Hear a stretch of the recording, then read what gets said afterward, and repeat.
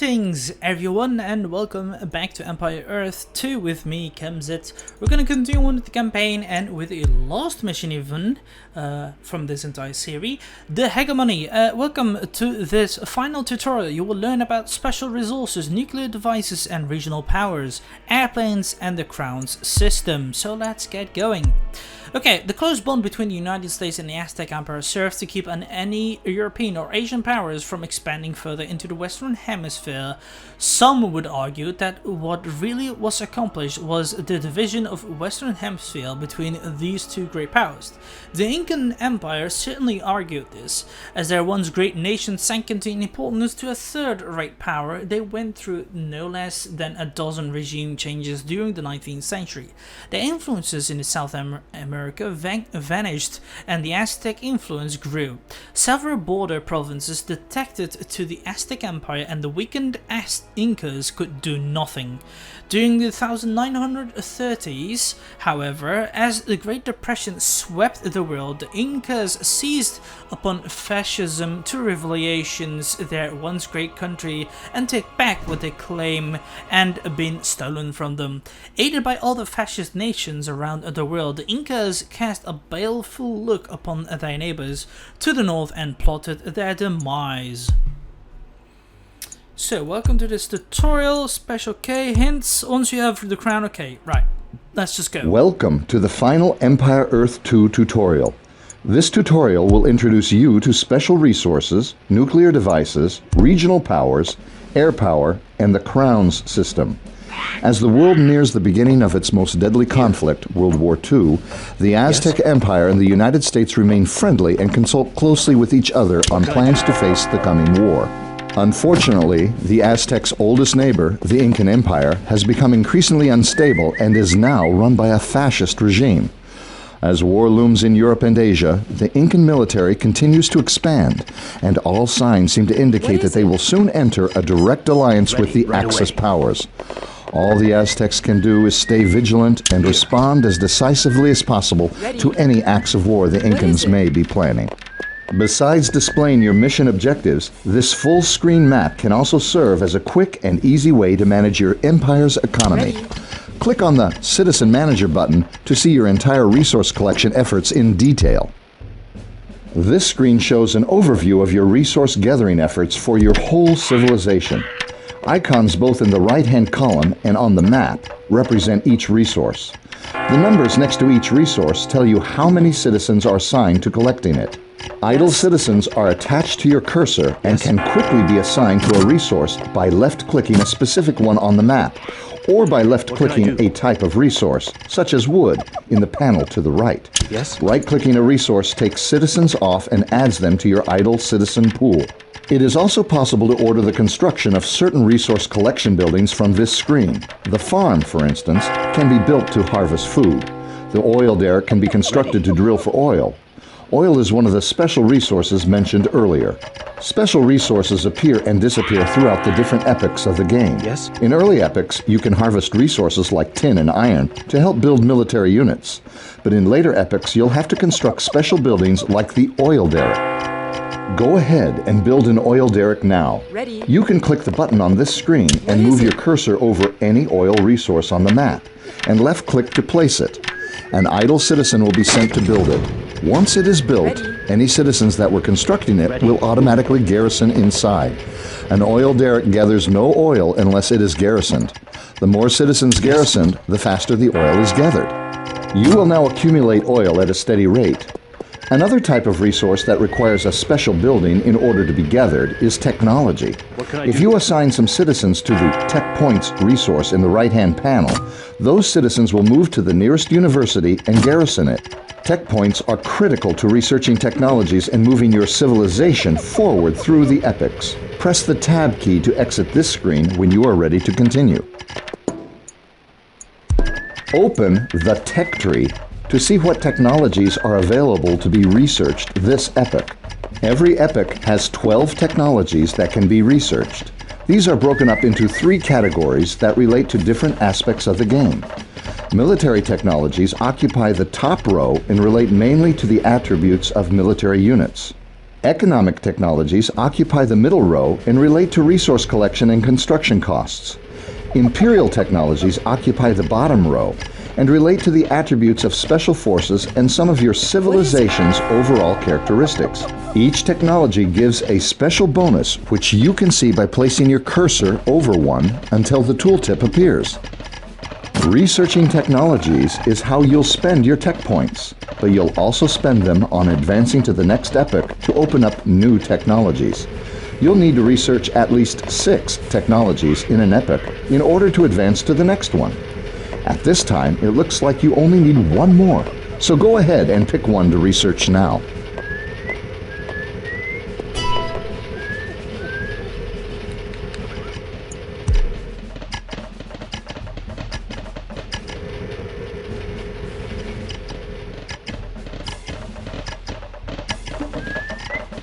Advance to Epoch 13 by left-clicking on the flashing epoch display at the top of the screen.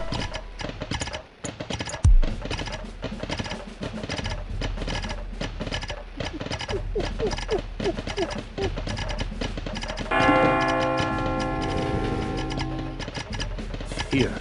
All of the new technologies of Epoch 13 have replaced those of Epoch 12 in the tech tree, but you still retain the bonuses from the technologies you have researched. However, the technologies that were left unresearched are now unavailable, so it is always a good idea to think carefully about when to epoch up and when to keep researching. Gathering special resources and researching technologies are good ways of making your civilization stronger, but securing an alliance also helps. Open the Diplomacy panel now. Click on the Propose Alliance icon located in the row belonging to the Americans. This will open up the negotiating table where you can craft exactly the kind of diplomatic agreement you would like to have with this player. On the Terms tab, you can specify how long the treaty will last, how much both players will be able to move through each other's territories, how much line of sight will be shared, and what kinds of restrictions will be placed on harvesting each other's resources. The other 3 tabs are for determining how many resources, units, and territories you might wish to tribute to the player in exchange for accepting the alliance. Let's offer the United States a good deal for being our friend. Make sure the Terms tab is selected and set the border permissions to trade. This will prevent any units besides trade units from crossing into each other's territory. Now, go to the Units tab and press the Select button. The Diplomacy menu goes away, but your treaty offer has not disappeared. It's just waiting for you to select which units you wish to tribute in the proposal. Select a citizen and click the Diplomacy button again, and you'll see the selected citizen is now included in the deal. Here. Finally, go to the Territories tab and select your territory that borders the United States player. An icon appears on that territory, indicating it will also be included in the deal. When a territory is given to another player, all buildings on that territory are given over as well. Now, click the Send button and then exit the menu by clicking on the Close button. It seems the Americans have another kind of treaty in mind. Enter the Diplomacy menu again and click View Proposal to see the Americans' counter offer. When a player makes a counter proposal, you can easily see what that player changed by looking at anything highlighted in red. In this case, the only thing that has changed is that he has made a modest demand of resources. Click Accept to accept the treaty as it is and formalize the alliance. Excellent. Now let's look to our frontier. Go to where the signal flare has just appeared by pressing the spacebar and select the outpost there.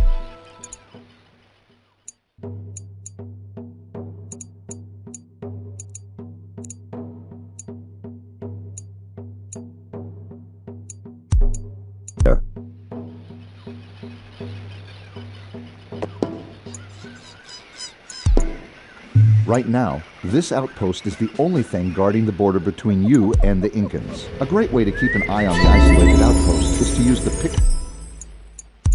picture-in-picture display in the lower right corner of your screen. A To fine use plan. picture-in-picture, select I shall uphold my Settings oath. from the main menu, click on the Video tab, and click on Enable Picture-in-Picture. You can have this display always show the outpost if you wish by simply making a bookmark. Center your screen over the outpost and press Ctrl F1.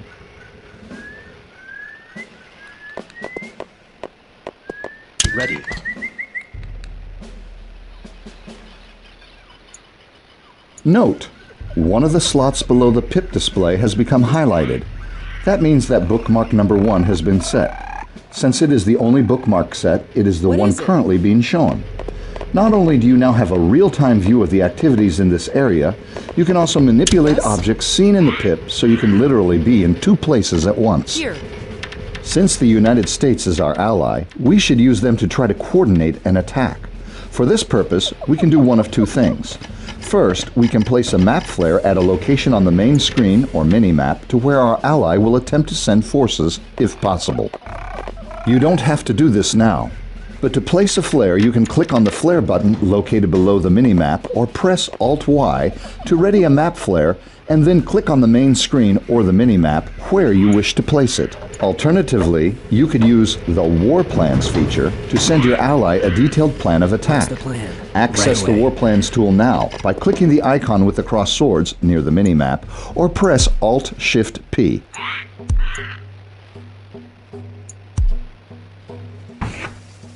From here, you can draw a set of directions and specify an objective on the map and send it to an ally for their consideration.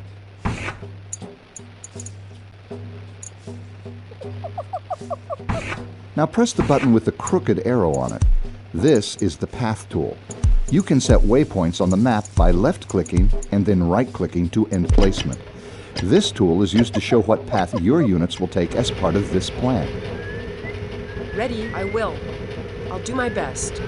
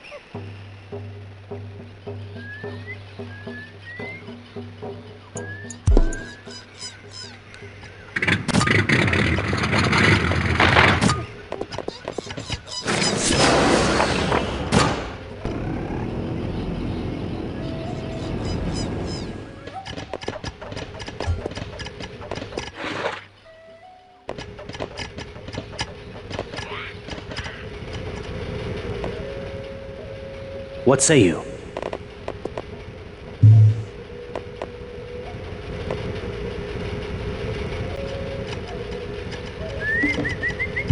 Ready. Yes. I will. Yes. Message received.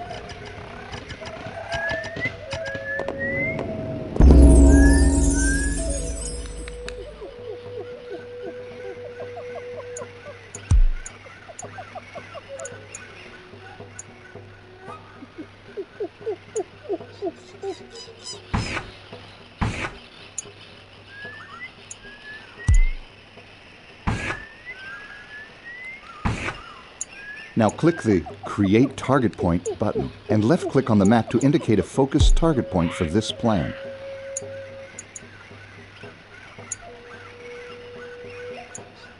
Now press the Circle button to create an area on the map. Hold down the left mouse button while dragging the mouse to create a circular area of any size. This tool is used to indicate an area of interest rather than just one target.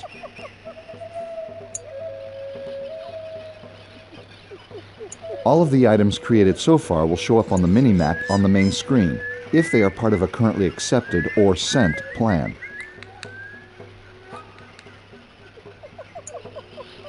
However, text labels are only visible from the War Plans page. You can add short messages to other players or name locations with labels by selecting the tool and left-clicking on the map and typing in the text box. Ready. Take them down! You can also manipulate anything you have drawn so far by using the Select Element button.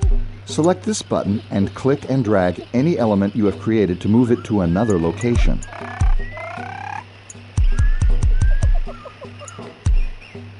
You can drag the end of the path arrow if you just want to change its direction, or you can drag any waypoint on the path itself if you want to change its course.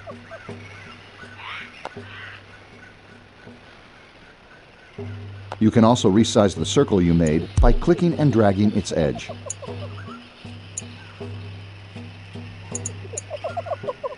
You can change the color of any new elements you wish to place by selecting a new player color. This way you can give orders to multiple players on the same war plan. By default, all war plan tools use your own player color.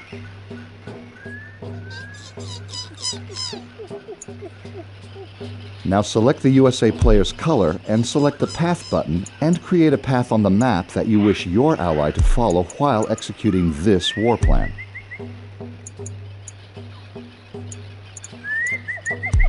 Anytime you wish to discard the war plan you are currently working on, you can click the Delete War Plan button.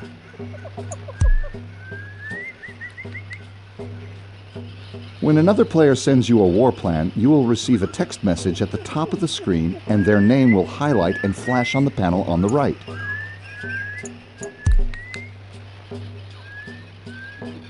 If you click on their name, the war plan they sent to you will automatically be displayed on your screen.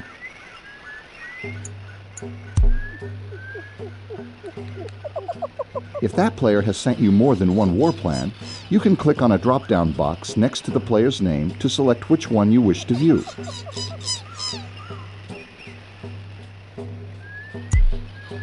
If you receive a war plan from an ally and you wish to send it back to him with changes, you can select the Copy War Plan button to make a version you can alter before sending it back.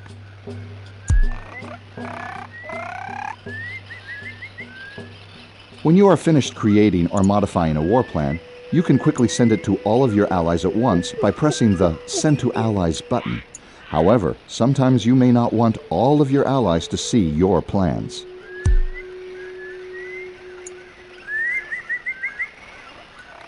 The Send Current War Plan button will take you to a panel where you can customize which players will receive your war plan.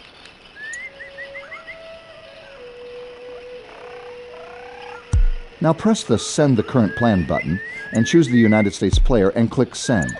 Your ally will do his best to comply with your request. But remember, as with human allies, computer allies don't always do things the way you planned. Commander, approaching! Once you've sent a war plan, you can create an entirely new one, if you like, by clicking the Create button. This will wipe your current plan off the screen, but it will not be erased.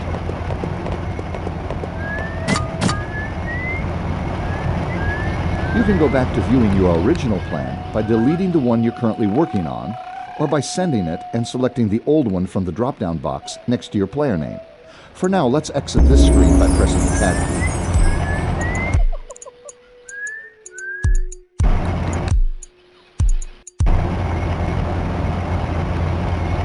As our ally prepares to execute the war plan, let's do a bombing run. Select the airport being signaled on the map. The airport is the center of your air power. From here you can set a mission flag, which determines where your air units will patrol. You can determine who goes on the mission and who doesn't by using the Add Aircraft to Mission button. This button is defaulted to always being on, so any planes produced will immediately fly out to the mission flag. Finally, there is the Scramble button, which ejects all aircraft into the sky, which is useful if you're just about to lose the airport to the enemy. Select the Set Mission Flag button and place the flag over the enemy base being signaled. Once set, your garrison plane should take off. If not, simply select them in the airport's information panel and click Add Aircraft to Mission. The basic relationship between air units is that fighters are good against all air units, fighter bombers are good against naval units, and bombers are good against land units. An aircraft carrier is a naval unit. You can produce a war bomb that functions just like an airport, except it doesn't produce any aircraft. Of course, aircraft aren't the only way to bomb an enemy from the air. Once your civilization has reached Epoch 13, you gain the ability to build missile silos. Go to the area being signaled and select the citizens there. What can I do?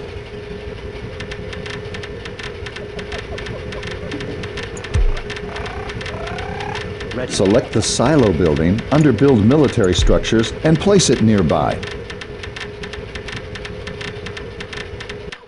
Now, select a silo. The only thing a silo can do is house a nuclear missile. If you build one here, you cannot build another at this silo until you have launched it. You launch the missile by selecting it from the silo's action panel and right-clicking in the main view where you wish to strike. Build a nuclear missile and launch it at the Incan City when you're ready.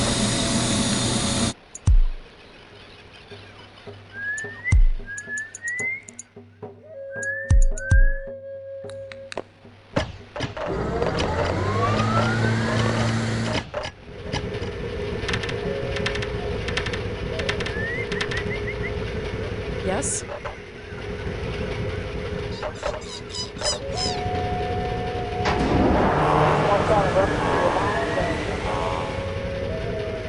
Well, it did take us quite a few time to, how should I say, fix our war plan. But then again, we have finished it and we're slowly building a missile and hopefully we can bombard our ally. But at the same time, our little, you know, US, how should I say, computer ally has not done anything at all. But that's just alright, it's just basically just waiting for us, I guess. I don't know. Maybe it's just intended on how the tutorial should work. You can always make some more missiles too, I don't know. Okay, yeah, that's alright. The towers are destroyed partly. We just need to wait a bit too. And these seemingly be our limits of what we can build, but okay. Yeah, now let's bombard the enemies there. Go ahead. Launch the missile. Lovely. Let's see what happens. It does cost me a lot. I'm not getting any uranium sadly at the moment, but it's okay. When a nuclear explosion occurs, the devastating blast not only inflicts a great deal of damage to everyone and everything, in its considerable blast range, but also leaves a fallout effect that causes damage to units for a short time in the area. One of the ways you can judge your performance in Empire Earth 2 is by the crown system. The crowns are indicators of your absolute performance in the game, as well as your relative performance to other players. There are 3 crowns: military, imperial, and economic. Each crown corresponds to a branch on the tech tree and are similarly color-coded. Once a full branch has been researched in any given epoch, the corresponding crown is then available for you to capture. If you are the first to research the entire branch, the crown is automatically awarded to you if no one else currently owns it. If not, then capturing a crown is achieved by accomplishing goals that correspond to that crown. For instance, dropping bombs on your enemy has earned you many points toward earning the military crown. Once you earn the crown, no one else can have it for a set period of time. After that time is up, the person who has progressed the most towards earning it will have it awarded to him. Earning a crown grants a special power of your choosing. Now, open the tech tree and research all of the military technologies in order to win the military crown. Yes? Congratulations! Now, click on the military crown icon in the upper right corner and choose a power from the list. This power will be available to you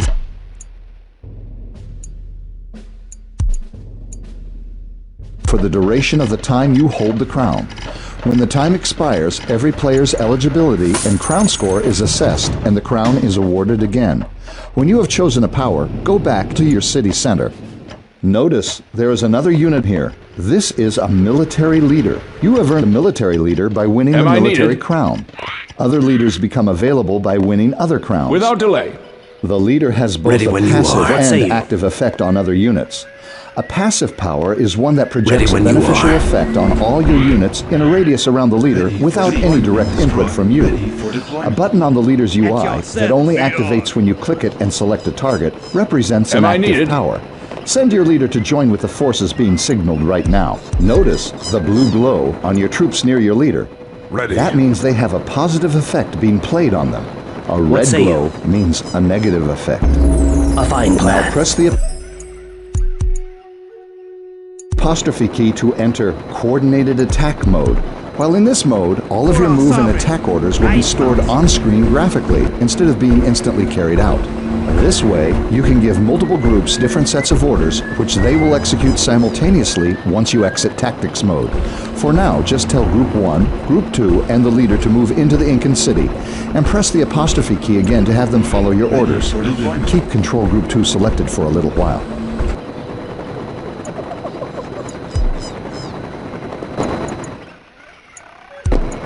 Select the unit icon, flashing in the unit information panel. We'll talk about the characteristics of different civilizations. This is the Aztec's unique unit for epochs 11 through 15. He operates like a medic, automatically healing your wounded units as he comes across Without them. delay. Each civilization has a unique unit that they can build, and each one changes from the early game to the late. Each civilization has other things that make it distinct from one another, but civilizations also fall into regional groups. The Aztecs, for example, share some things in common with the Incans because they are both part of the Mesoamerican region. The Aztecs both share the same regional power. Place your cursor over the flashing icon to get details about this power. This is the Mesoamerican late-game era of cloning.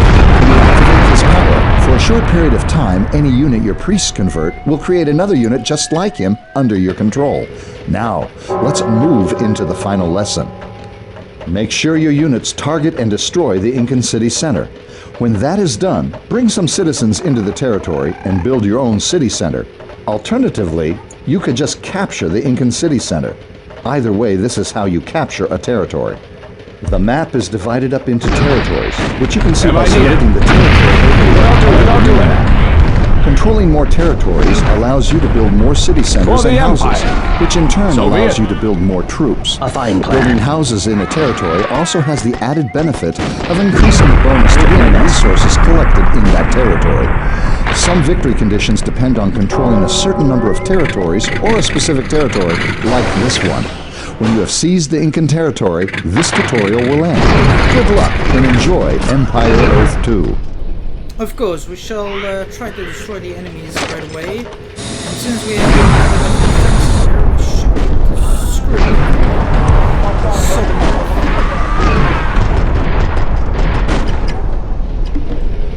Ready.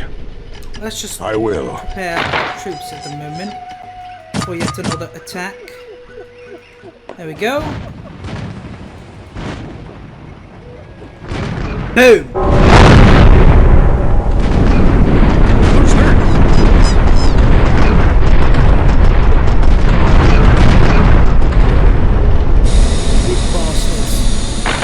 Need to destroy them, but I do have enough, you know, how should I say, resources. Power troops, nuclear bomber. How about we build some nuclear bombers here? So we can screw them over. 2, 3.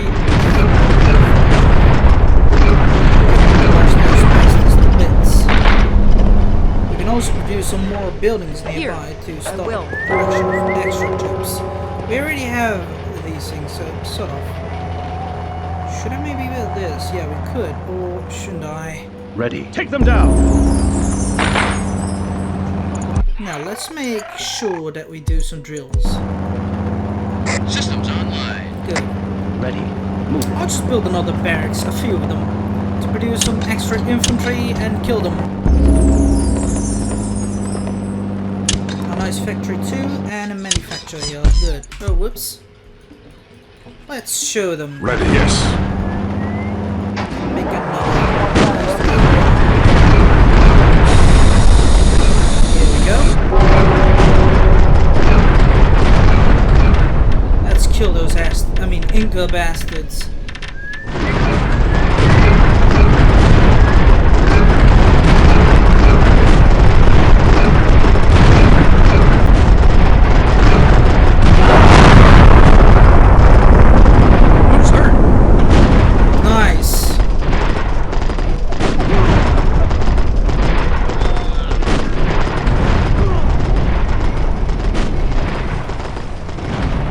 Their men are dying slowly.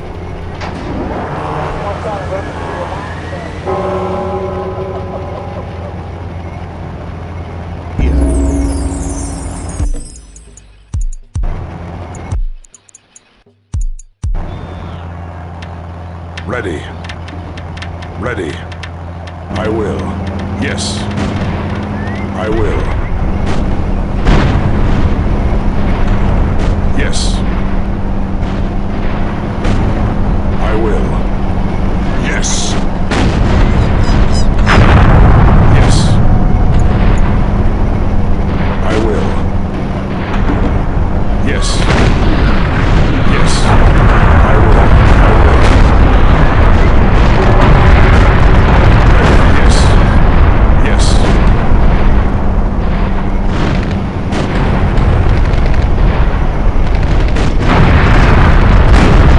I will. Yes. I will. Yes. Yes.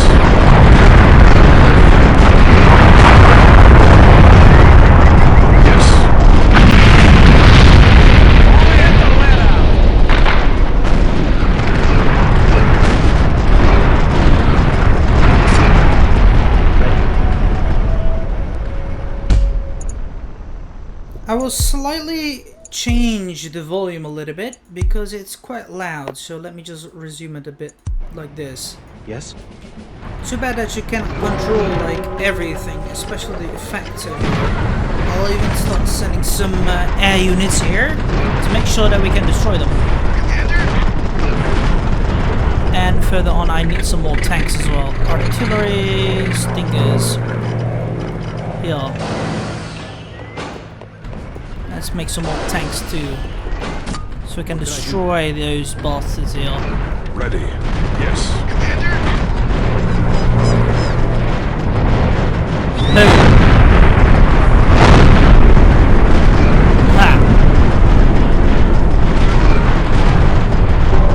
Bastards. Let me just continue to nuclear them down. Hold on.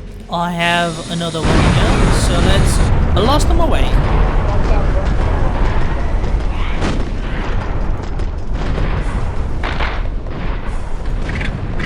I'll also send more troops here.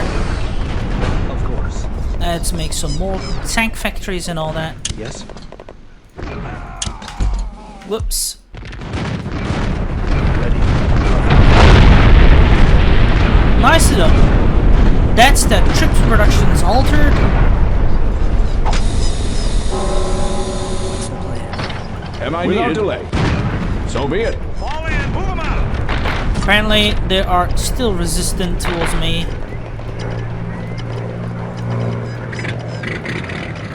Let's make more units because we have plenty of resources.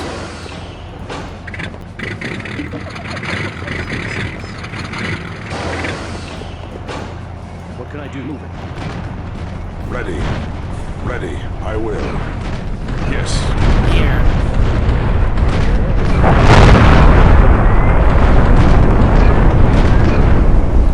Ready. I will. One thing I do Yes. not understand is how are they able to make so Ready, many I troops, will. because we have already destroyed most of their troops productions as Yes. Yes. well right now. I will. They're quite resistant, but no matter, we shall destroy them. Am I needed? Without delay. Ready. Let's keep moving. Ready. Take them down. We are getting more tanks, so that's good. I'll just quickly give another bombing run over here. Quickly. Ready. Let's keep. What say you? Am I needed? Am I needed? Ready when you are. Yeah. Crush them all.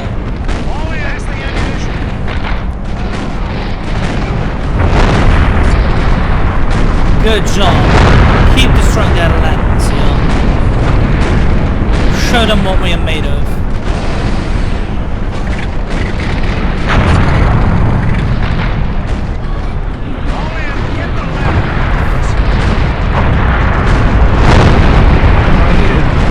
Am I needed? So be it. Without delay. For the Empire. So be it. So be it. For the Empire. So be it. For the Empire. Without delay. So be it. All I need to do is destroy that town center here or capture it. Am I needed? For the Empire. Or create another city center, but he has already one here, so we need to destroy it before we can do anything else. However,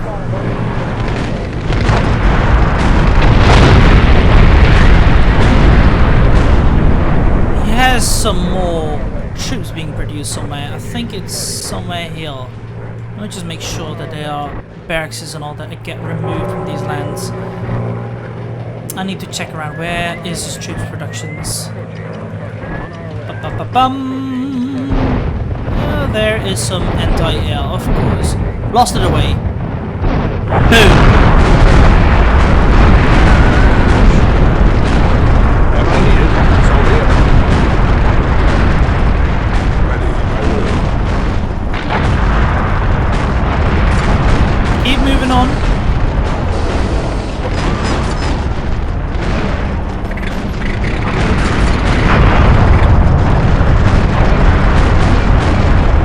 Am I needed? Without delay. So be it. Without delay. For the Empire. So be it.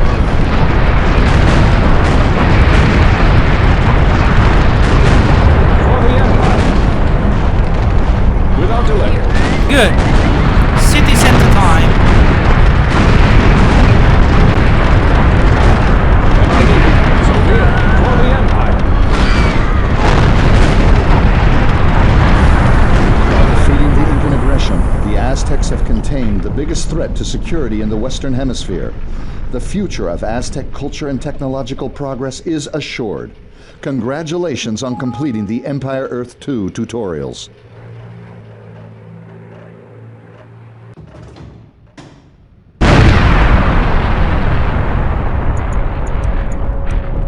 Well, this was done with some great nuclear destructions and with a lot of, you know, fighting upon them as well. And this means we can now start with the final, well, not final, finally the next, you know, step, which is starting with campaign. Because we've already learned a lot of things as well, and I hope you guys enjoyed it. If you did, give it a like button and subscribe to my channel if you're new and wish to support it. Do you want to recommend something we're going to get together that's possible as well? Just write it down in the comments box below or join my Discord server so we can have a chit chat about it.